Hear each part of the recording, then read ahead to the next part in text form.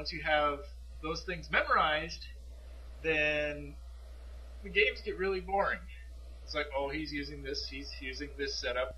Okay, the first several moves go really fast, and then they're just going, okay, now I have to, hope he makes a mistake more than I do.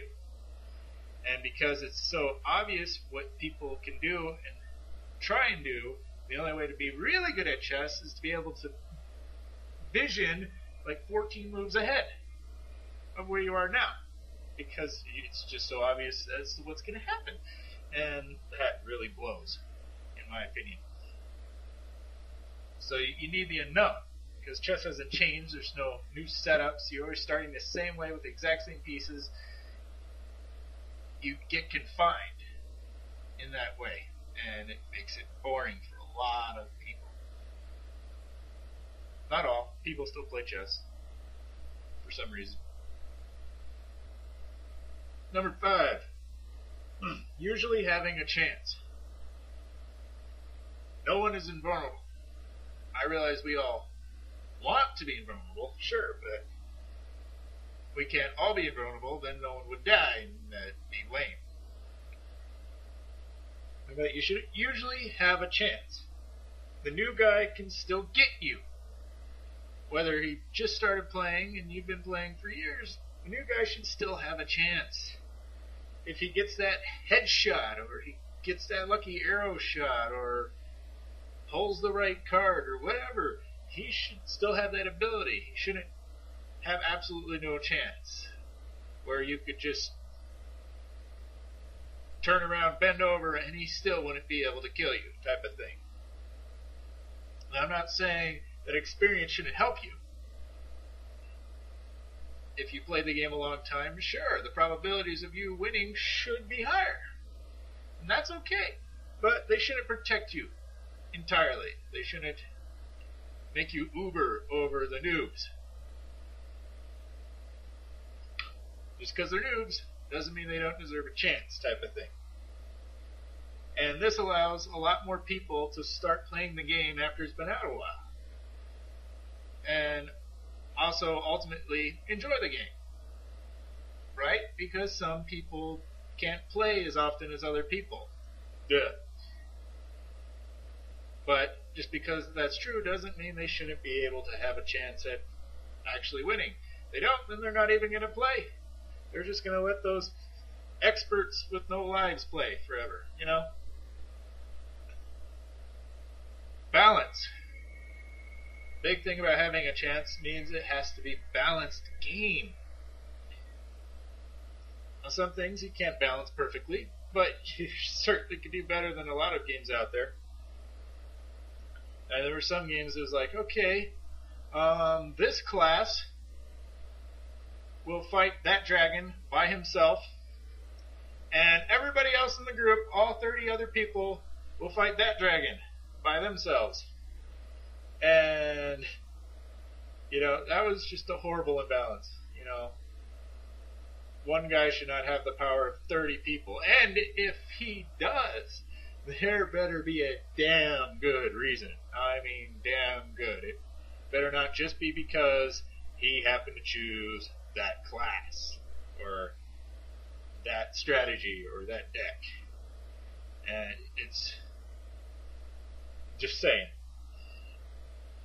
And another thing, no gimping. This came up a lot. Games would start off, they wouldn't do the balancing correctly, and they'd go for months, sometimes years.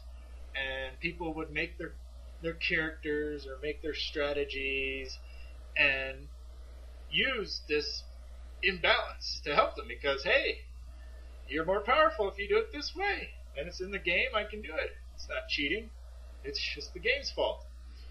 And, of course, other people complain, and the games gimp these players.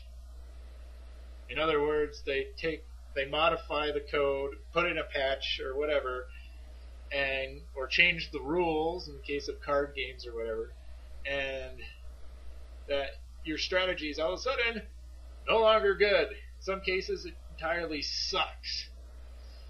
And this doesn't make anybody happy. The people who didn't have really cool classes or weren't taking advantage of this imbalance still suck, so they're unhappy.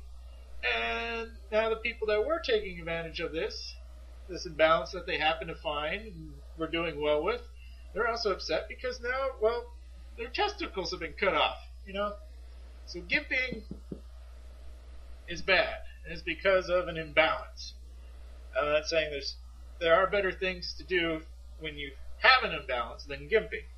But the best thing to do is just start off your game balanced. Actually take the time and effort to test it and see where the imbalances are going to be before you put out the game or put out a patch or an upgrade for that game or whatever. It's gotta take this time to do the balance. Why? So everyone has a chance and they're not screwed over because that pisses them off and won't play anymore. Okay? Number 6. There are accomplishments that are great and meaningful. Very often in games and in many different ways, things are meaningless, pointless, worthless. For one, everything is not something somebody else did. Obviously, I'm talking about quests here. In particular, hey, I did a quest. Who cares? Everybody's done that quest. Nobody cares. It's not meaningful. Usually you don't get anything great out of it because everybody else has whatever great thing that came out of it. Uh-oh, it's worthless. No crap loads of meaningless stuff. I have examples here. Cards. Like Magic the Gathering. There's crap loads of cards that are just useless. It's so hard to find any use for them at all, and even if you can, it's not very good use. Drops. Like on, this exists in many games, but like Diablo 2 had crap loads of things that would drop. I mean, you'd just be like a stockpile of meaningless drops that'd be on the ground from killing all these monsters in Diablo 2. And eventually maybe something would drop that you cared about, but most of it sucked. So usually your great meaningful thing, there was no accomplishment there. I mean, it was fun to kill all those monsters and such, but wasn't any great or meaningful accomplishment usually. Spells. Many different games had spells that were just utterly useless. Nobody used them because they weren't worth anything. They didn't help you in any way. Or there was something else that was instantly better than them, so they were canceled out and obsolete. Which is bad because if you tried to get this spell, it is now meaningless. Your accomplishment is now worthless. Not good.